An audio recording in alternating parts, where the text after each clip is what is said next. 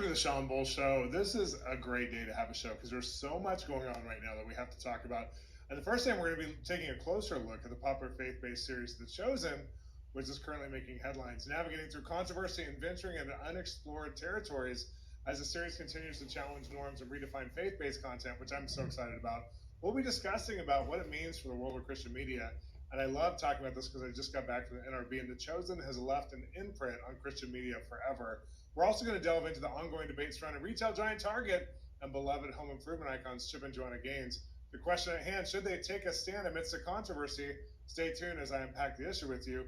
We also have an interview with Georgian Banoff, who just got back from Israel, where they gave a banquet to Palestinian widows and Israelites. What?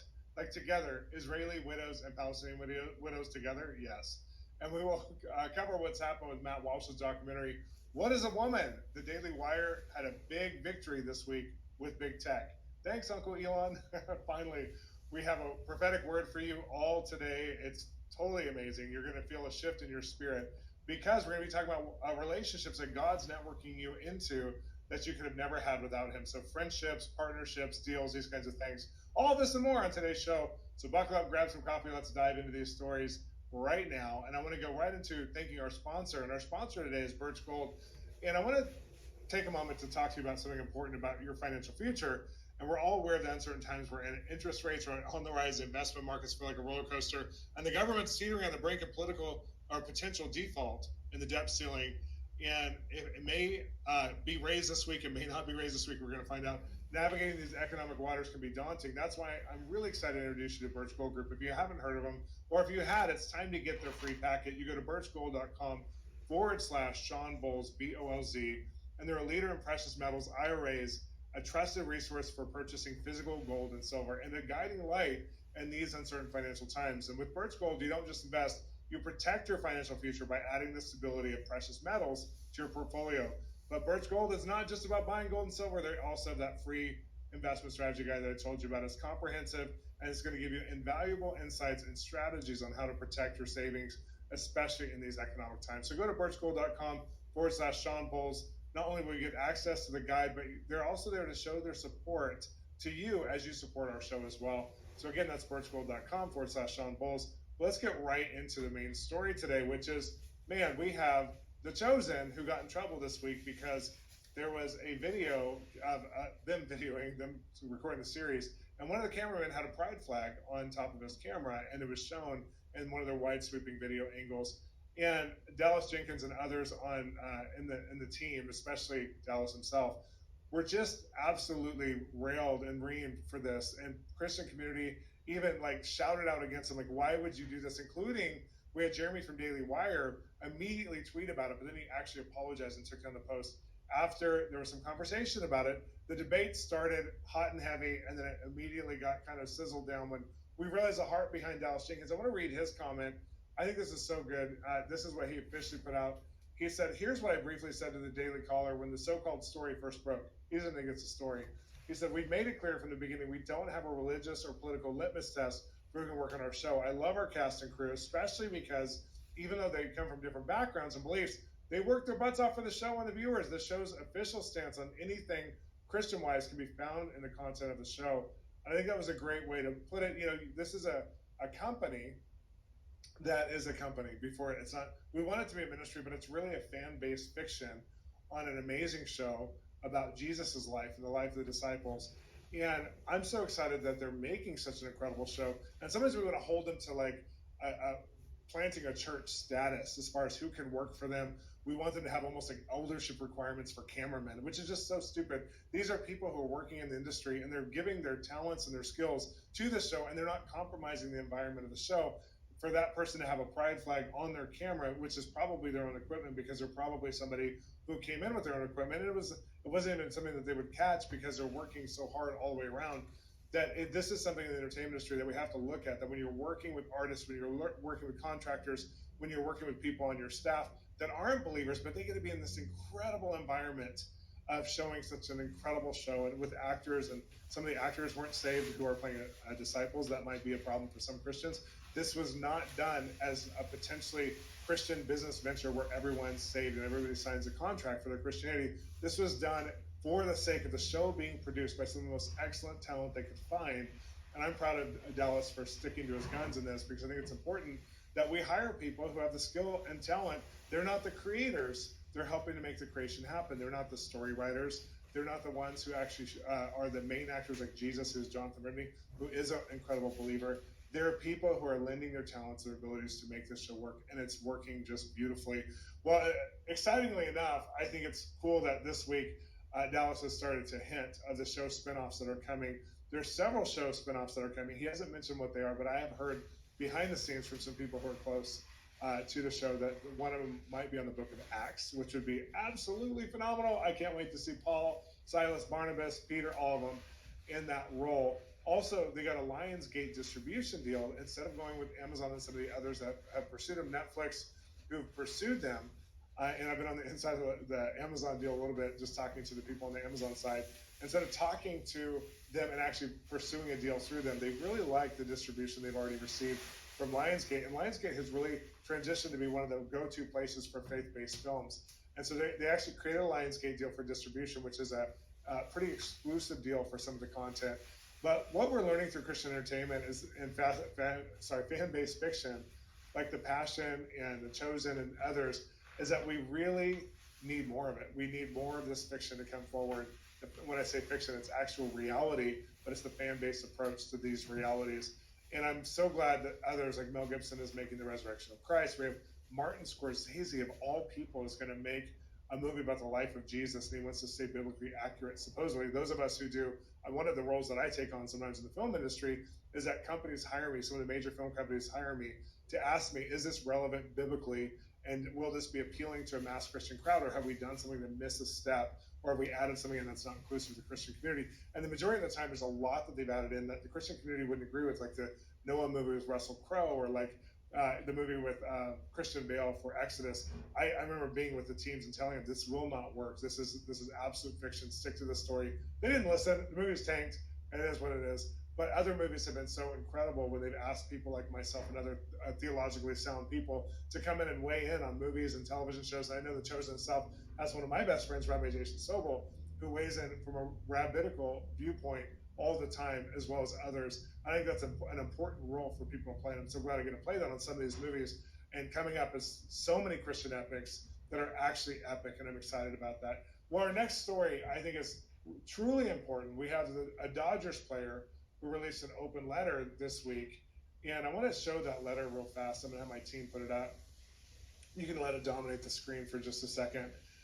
This is from Blake Trinan, and he is the pitcher, and he basically shared and pushed back against the Dodgers, who were trying to openly honor the Sisters of Perpetual Indulgence, thinking there's no consequences to it.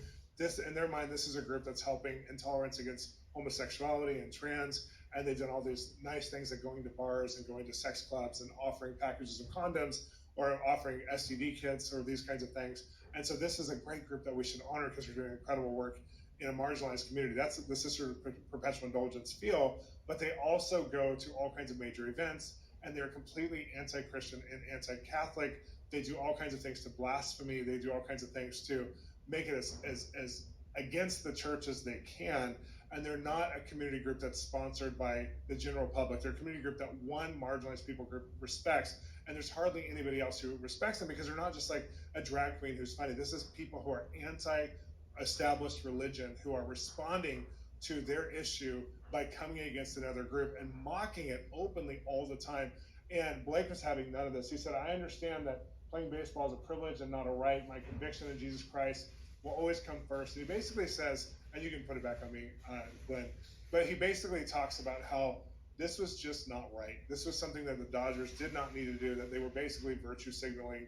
And he calls them out on it and says, hey, I don't think that this is right at all. And when you think about the perpetual indulgent sisters, these are people, men, who are either trans or they identify as queer, and they're known for not only mocking Christian beliefs and holding annual Foxy Mary contests and Hunky Jesus contests, pole dancing on crosses, using this saying, go forth and sin some more. That's their main tagline. Their names of their sisters are things like Sister Risque of the Sissy Teen Chapel, Sister Viva L'Amour, Sister Rhoda Kill, Pope Dementia, Sister Barbie Mitzvah. So they're making fun of Jewish people, Sister Bipolar Dysfunction. And again, it could be tongue-in-cheek for adult humor. It could be people in the adult community who are like this, like in the pornography community, or maybe in the prostitution community, or maybe in the extreme homosexual community, where this kind of stuff is liked. But this is not Family Dodgers type of material. And Blake called him out on it, and he's one of the most vocal critics of the Dodgers' decisions. And he had a lot at stake, because we saw this recently with one of the Blue Jay players who called his team out on homosexuality and their stand for virtue signaling. And he actually came back and apologized, and was absolutely, like, it feels like he was weak. And I understand it. He's a young man. It felt like he was weak. He took a principled stand and took it back. But so far, Blake has not taken a stand back, and he hasn't been addressed publicly, except for that the Dodgers tried to throw Christianity a bone and said, well, we're going to do a Christian day, a Christian community day, and we're going to allow that to be a day really soon. And they were kind of trying to appease Christianity in the midst of their decision. They award this group with their highest honor. They awarded the Sisters of Perpetual Indulgence with their highest honor, and they were helping to mock Christianity, which I think is an affront to God. In an era where professional athletes, they tread cautiously around controversial issues, his public stand is really commendable, and I'm really proud of his voice of disagreement, because it was respectful but firm, and it declared his conviction that God should not be mocked. And, his protest was not rooted in personal animosity, but in heartfelt defense of his faith. So he didn't even talk about them as much as, hey, here's the faith, and here's what we're doing to families who care about this, which is the majority. These ones should not be honored. If there's somebody who's going to be honored for what they do in the homosexual community, it should not be the most sacrilegious group that, again, you're virtue signaling for you to do this in the first place. So I think that this was a very important discussion this week, as this happened in the last 2 weeks. And I think the Dodgers owe their fans more. They owe their fans, the Dodgers, if anyone's listening from the Dodgers, you owe your fans, your Christian and your Catholic, well, Catholics are Christians, but your Protestant and your Catholic fans, a lot more than what you just did. And this was wrong. This was a wrong decision. I don't know how you back out of it. I don't know how you backpedal, but offering a Christian day will do nothing for your Christian audience. And all people already feel abused by your decision. And now it's time to do something. It's time to do something really important. So anyways, I hope you guys will join with me in praying that these athletes who have to make such powerful decisions in their career, where they actually have to be against something to be for something, and there's so much religious intolerance right now, that we would pray for Christians in major sports leagues, that they could stand in their faith without getting punished, without being villainized or scandalized, because what Blake did was exactly the dignity of faith that we should all do. And I think it's important right now. So, as Christians and conservatives, again, we're called to uphold the sanctity of religious beliefs and to speak out against actions that mock or belittle our beliefs. We are called to do that. And we believe in a society where all faiths are respected. There's freedom to express one's belief does not translate into freedom to disrespect or belittle others' faiths. And that's the issue here, is that the Sisters of Perpetual Indulgence, they belittle other people's faiths. And they are a religion. They are a very big religion on their extreme progressive left. And they should not be able to belittle others' faiths to have their faith. And this controversy surrounding the Dodgers' decision needs to be heard even more. And so I hope, if this is your first time hearing about it, you can sign a petition at PragerU or at, I think Daily Wire is doing one as well, to just talk to the Dodgers. I think there's already 70,000 signatures on the petition to say this was wrong. And hopefully we'll get an apology, and hopefully we'll get something that, not just a bone thrown at us for a Christian day, but hopefully a real apology. Well, Chip and Joanna also made the news for a very similar issue, except for that they didn't speak out, and I don't think they need to. This is my opinion. I'm going to weigh in on this.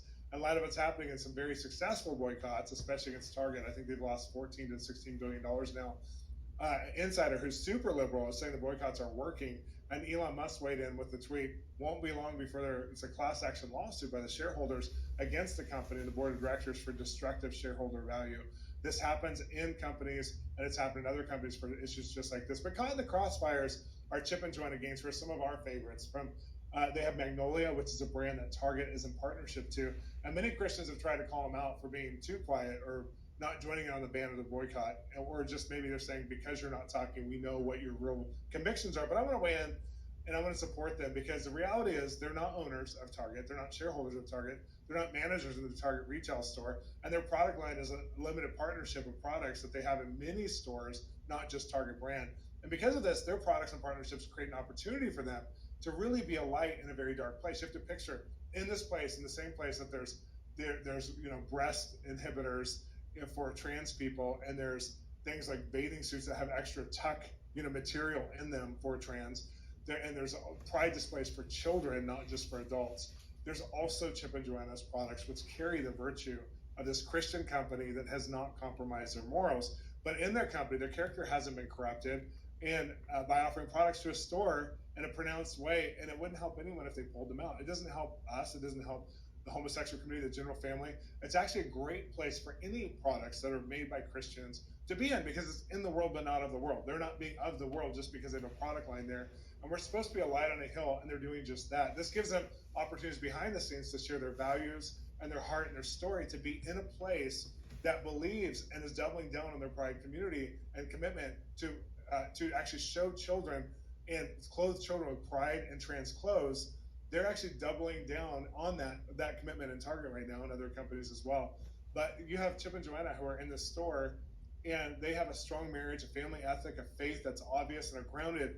And they preach 1,000 sermons to everyone they come in contact with without even using direct words.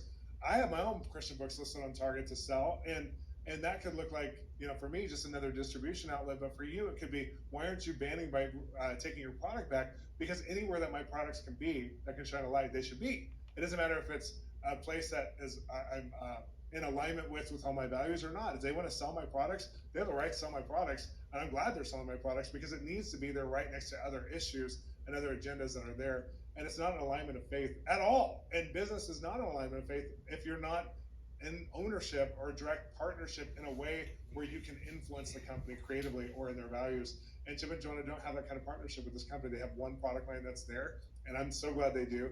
We have to allow businesses and merchandise to be distributed wherever people want it, knowing God will use it. We're not unequally yoked when it's just a distributor for us, and we don't own the distributor. It's just a place that we sell our products. And another thing to note is that Chip and Joanna are also not in ministry, but have a very large business, and they hire both Christians and non-believers, just as almost every other marketplace business does, unless it has a ministry focus. That means that they get to influence a whole lot of people with their Christian values. And in an artistic design world, there are probably a lot of diverse background of people that we should celebrate, that Magnolia gets to influence with their holistic purity.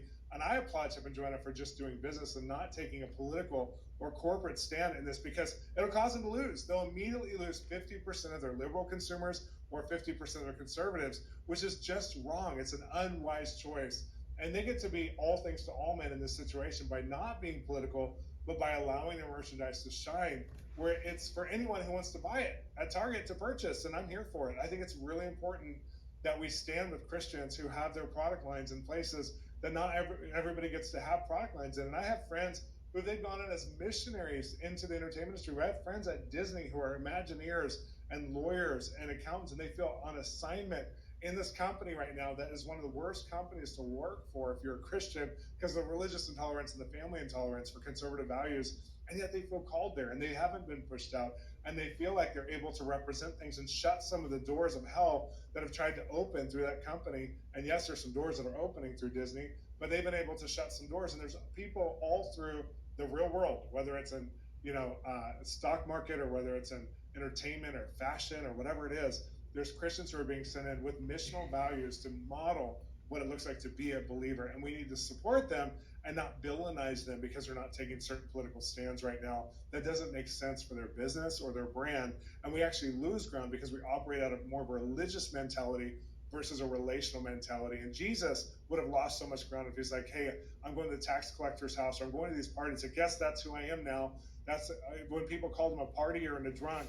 He knew who he was, and he walked into those environments, and he changed those environments. He didn't allow those environments to change him, and we're all better for it, because he knew he was there to transform the world by the power of the love of the Father. And we're called to do just that, transform the world by the power of the love of Jesus. Right now, for God to love the world, that he's sending you into places you would have never gone if it wasn't for God's love. And maybe you're going to go through your product line. Maybe you're going to go through a book you write, a movie you produce. Maybe you're going to go through a child care center you start, and you can't pick and choose based on religious preference unless you're going to be an ornately Christian organization who only caters to Christians. And that's really okay. That's okay to do, but don't hold everybody accountable who's not doing that, because we're called to be in the world, not of the world. And I think that this might have helped some of you with that argument. Hopefully Chip and Joanna don't speak, but they just stay true to their calling. And I just love who they are, and I love them for it. Well, we have another great story, which is Lauren Daigle. I don't know if you guys ever heard this, but she was sharing during 2019 that she had a mental health crisis, and she just went through a lot. And songwriting really saved her. And she was sharing recently at a songwriting portion of, I believe, the Caleb Awards, and she shared that she had a vision and wrote her new song, a newish song called Rescue. And it was really interesting when she wrote this song because she saw somebody who was addicted to drugs and God rescued her out of the drugs. And when she sang that over that next year and a half, 2 years, she actually met a woman, and the woman described the situation she had been in. And when she heard the song Rescue, how it actually called her out of drug addiction. And Lauren shared, like, I wrote this song at a time of, crying out to God for my own mental health, and he gave me a vision of this woman. And as I wrote that song, it healed and it helped stabilize me to walk with God through this. And then this woman was also heard the song, and she was literally like the person from the vision. And you never know what God's doing as you're doing what you're called to do. And I loved her messaging in it. She's in the Christian music industry. She's won so many awards. She's achieved platinum status with her album Look Up Child. And I love the song Rescue and the backstory because it's so compelling that as we follow God in our calling, that we're going to see so much breakthrough even when we go through hard stuff. As we follow God in our destiny, as we follow God in the relationships and the ways we're supposed to love, it heals us. It helps us. It puts us in an environment where we can go, into a totally different place than if we don't walk with God, or if we stay stuck, or if we don't do what God's designed us for in the first place. But I love that she recounted as a birth of a song. She says it came to her in a vision. I mean, I love that she had a vision, and she's sharing that publicly and openly, that God gave her a vision. We're in a time, you guys, where the prophetic, people are seeing visions and having dreams. We're having major political leaders say, God's called me to run for this office. Major entertainers and actors who are saying, God's met me, his presence was on me. Now we're having Lauren Daigle, who's just one of America's sweethearts in music, just appeared on American Idol this last season, has been winning all the awards of the shows.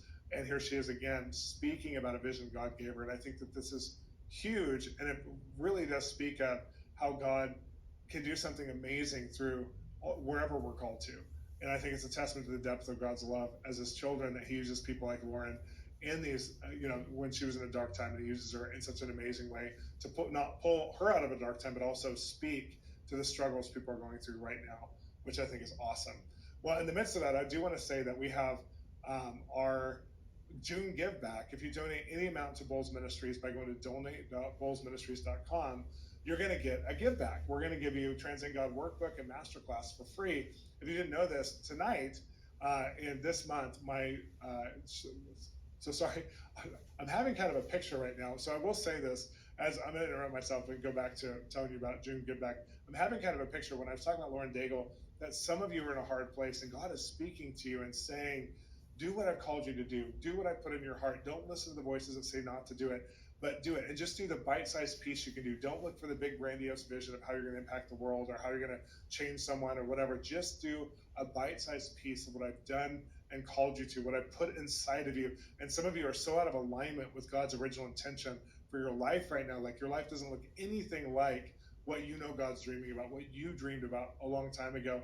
And he's saying, just refocus, just dedicate your life to make it, and do a bite-sized piece, even if it's the smallest effort. That's something, that small effort, God's going to multiply, and he's going to pull you a long way. It took you a long way to spiral down. He's going to pull you a long way up through just some little actions of faith as you partner to him. So I just want to say that in the midst of what we're doing, because I felt like Lauren, in the midst of going through what she went through, Lauren Daigle, and the darkness of COVID and how it caused anxiety and panic disorder, and then she just wrote some music that ended up becoming a platinum album because she wrote in that season. And I feel like some of you, you're going to just do what you can in this season. Do what's inside of you. Maybe it's art and creativity. Maybe it's business. Maybe it's to serve at a church. Maybe it's to invest more in your family. Whatever it is, take a bite-sized piece and do it for real, and take an incremental piece every week from this point on and keep moving forward. And again, don't weigh it against the big grandiose vision of what it could be. Just enjoy what God can do through you in the season you're in right now, and let that build something. Okay, I had to say that before I go back to the ad. So we have a June give back for Bolz Ministries, and you can go to bolzministries.com or donate.bolzministries.com, and any amount that you donate this month, we want to give you my Translating God Workbook and Masterclass for free. TBN has partnered to us this month, and their partner book of the month is Translating God, which is going to teach you. It's the best book out there on the prophetic, I believe, for the average person to learn how to hear God for themselves and for the world around them. And TBN agrees because they bought it for all their partners, or they're donating to all their partners who are giving amounts there. But we wanted to give you a further way to get involved with Translating God by giving you the workbook, which is standalone, and also the masterclass, and you get it absolutely free. Again, you can give us $2. We're going to give it to you. We love you guys. We want to make sure that you get these resources, that you hear from God right now, because it's such an important time to learn God's voice for yourself and to have impact from his voice in the world around you. So make sure to donate this month to Bolz Ministries, and this helps us during the summer months to actually build forward in a major way. And we have a lot of projects right now. We need your help, especially the Shawn Bolz Show.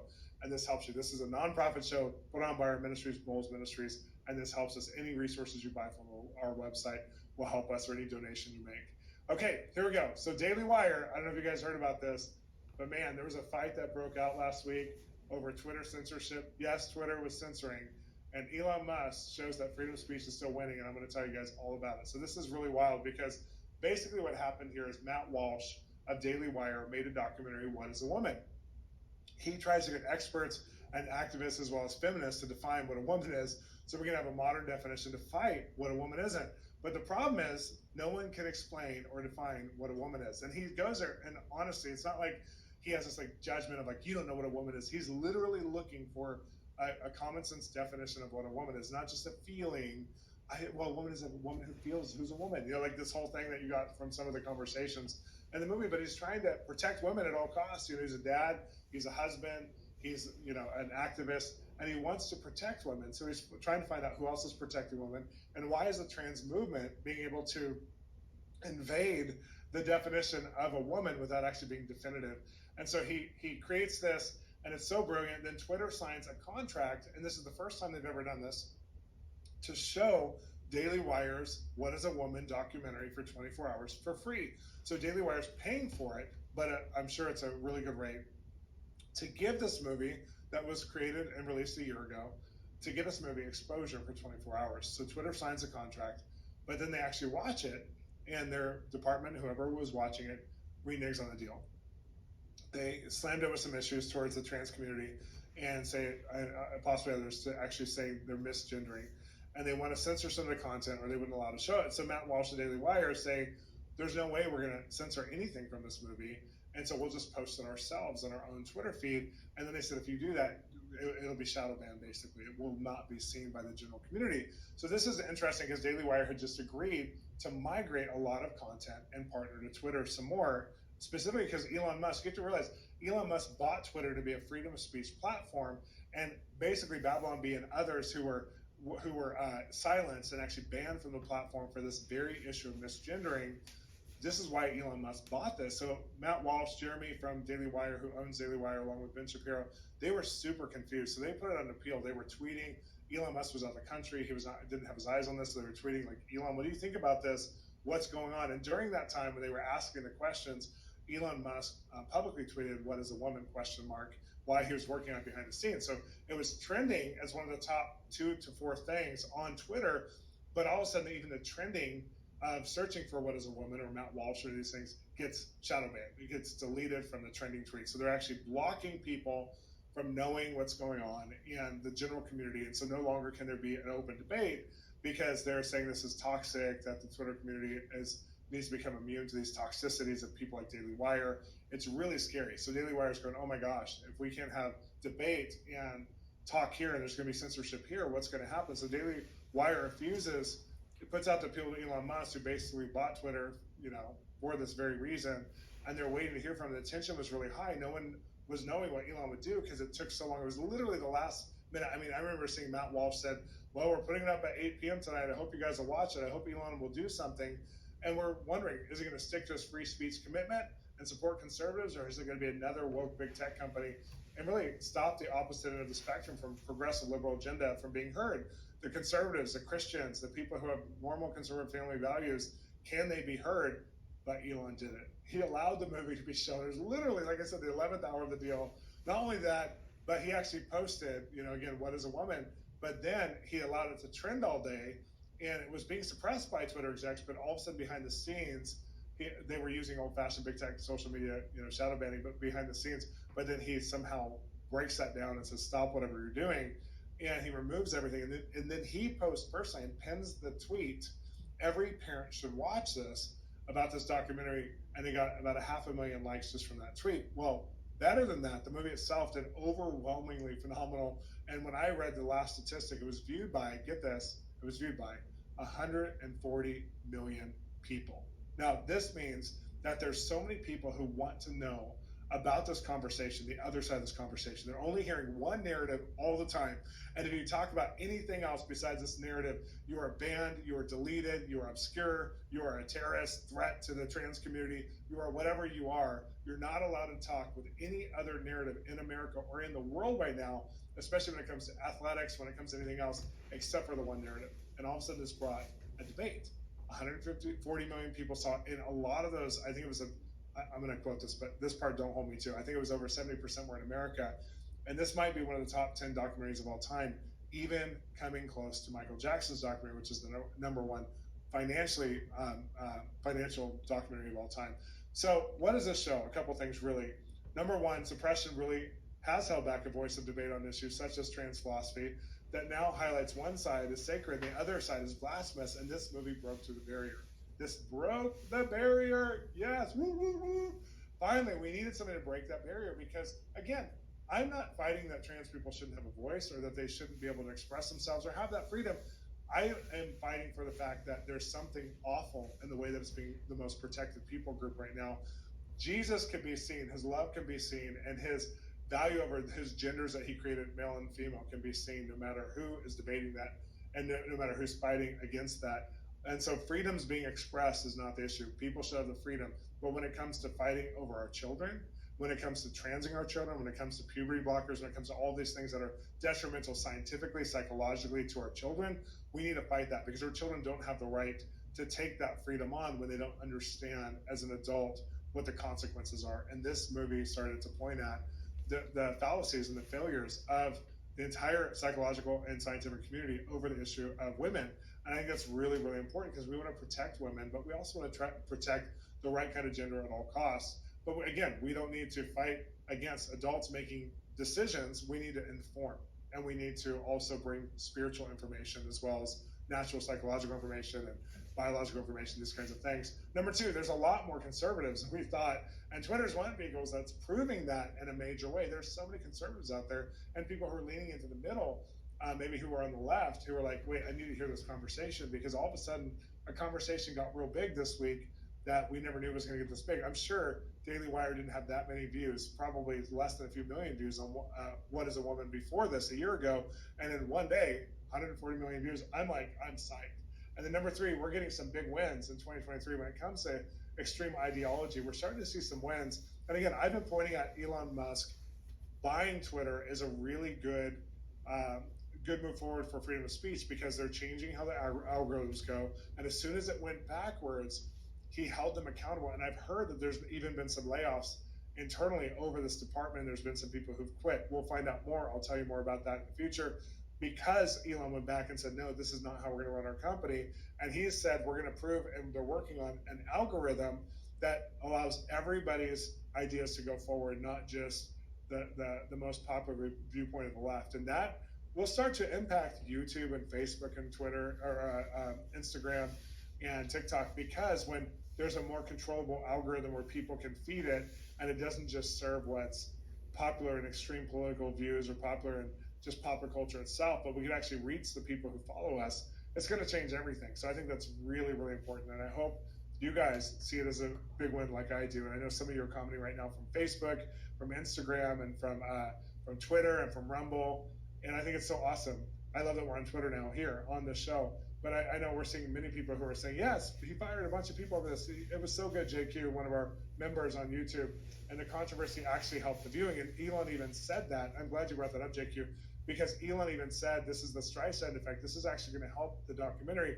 This documentary was multiplied 100-fold because there was a controversy, which I think is so cool. Shane from our YouTube memberships also is like, wow, what a great day.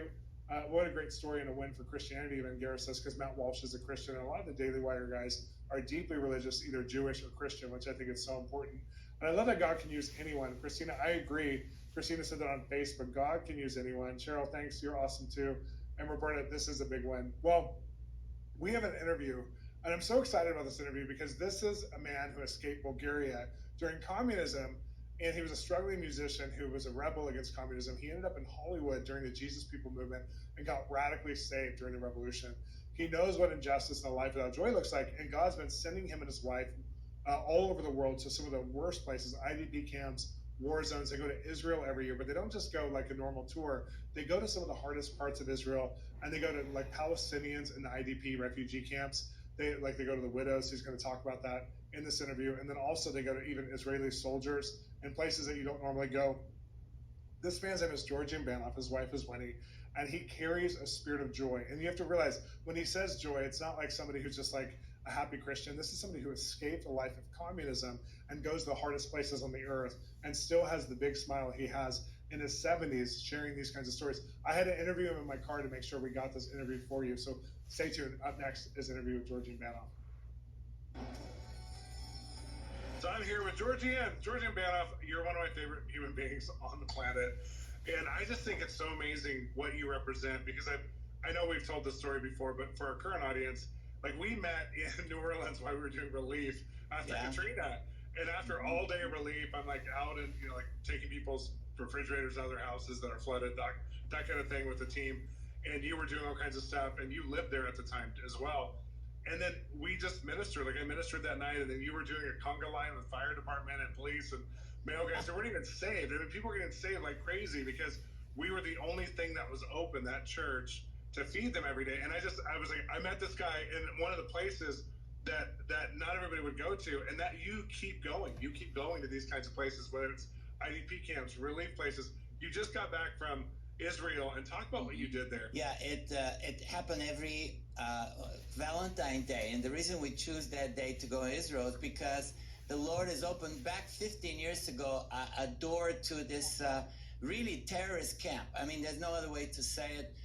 In Bethlehem, there's 3 refugee camps, and one of them is very, very dangerous with a lot of terrorists going. That's why they walled the city. If you know, Bethlehem is like a wall, like you cross the border type thing. Oh. Anyways, but the Lord opened up through food evangelism, because I got saved through food, to feed these young children and people in the refugee camp.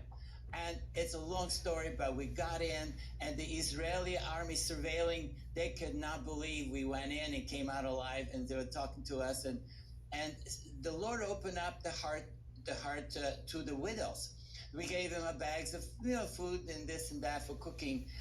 But mainly we said, can we sing you a song before we give you the food? And we sang worship song. And these Palestinian ladies, widows, you could not see their faces, just only a little bit of their eyes. Oh, they got wet from the presence of the Lord began to fall on them, and that opened the door. Every year we go there, and it grew, a relationship grew, a trust between Palestinian widows, some of which are terrorist widows. You know, I mean, here we are, America, supporting Israel, and yet the love and the presence of the Lord. Isa, Jesus, right? It's in the Quran, and we said, hey, he's a healer. He wants to heal you right now. Would you let us pray for that? And they stare at us for a while. Finally, one of them says, we're all sick, man. What are you asking? Is anybody sick here? Because we have 10,000 people, not one doctor. Anyways, so the widows opened up their heart, took their things, allow us to hug him, allow him to kiss him, ask us to pray for their sons in a prison and so forth. And then we began to do these little banquets. And now we grew up this year for 100 Palestinian widows, and in a Christian restaurant, actually, in Bethlehem. And we served them a wonderful meal, and love. And so we ministered also to a hospital in Tel Aviv where there's wounded soldiers. And we go there every year and minister to them, love them. They love joy. Jewish people love joy. So we bring in joy, party, celebration, fire tunnels with these wounded soldiers and wheelchairs. It's phenomenal. And then a few years ago, one man came, and I did not know that he's a famous, he's a legend general. And he said, what are you doing here with these soldiers? I go, we're just having fun. He says, I see the faces of love on you. And I'm going, wow, that's a cool phrase. I never, okay, enjoy. So I'm playing the fiddle. So he says, hey, but the healthy soldiers need the faces of love. I go, what do you mean? He says, there's an army base nearby in South Tel Aviv. You should go there. And I'm going, wow, army base. I never even thought about it. I mean, the security clearance is intense, right, for anything. So who would think an army base? So he says, come on, let's go. And I'm going, who are you? What do you mean, let's go? And my tour guy says, oh, if he says, let's go, go, because he's a famous, he is the leader that took care of the first hostage situation long time ago in the 70s. There's a movie about him called The Raid of Entebbe. Anyways, it's amazing. He rescued this, so he's anti-terrorist, sharp cookie. I love your ministry so much. I just love being connected to you. How do people actually practically get involved if they want to support the widows or the orphans, or if they want to get involved with the Supernatural School of Ministry? How do they get, what's the best website? Yeah, the best way, globalcelebration.com, because that's, the Lord gave us that name. When the prodigal son was coming, hugging and kissing, he said to the servant, go to the house, slaughter the fatted calf, and make a celebration. This son of mine was dead, now he's alive. Let it be party. Actually, the Greek word is party. Let it be party in the house. So I go, okay, I'm taking the job, Lord. And so we call it Global Celebration, because we're doing these party atmosphere to welcome the prodigals, the broken, the ones who are coming back to the Lord. And so globalcelebration.com or Georgian Banov, they get you there as well. And I can't wait to see you. You could be part of our school. In fact, every other month we do a small little mini school. The next one, Shawn, you're a part of that. We did activation of the saints. Prior to that was the dreamers, dreams, interpretations. We're taking little elements, and the next one is called hearing the voice of God, how to hear and follow the voice of God. And we're aiming all that toward the big school. We have 9-month school starting August actually, and join the school or these small schools, whatever, but become part of our community. Well, you are one of the most personal people I've ever met. Well, thank you so much, George. And we do have an event together coming up on Spiritual Growth Academy, which is our academy. Just a one-night event. It's for 2 hours to really go over some of these things that we've talked about in this interview. And so if you're interested in that, go to Spiritual Growth Academy by going to bolzministries.com. Click on Academy, and you can join our event there as well. Georgian, it's always one of my favorite things to hear you. Just to hear your joy and your love for God is just so contagious. And what you're doing is something that, again, is one of the rarest things. It shouldn't be as rare as it is, but you're being such an example so more people can do it. Thanks for being on today.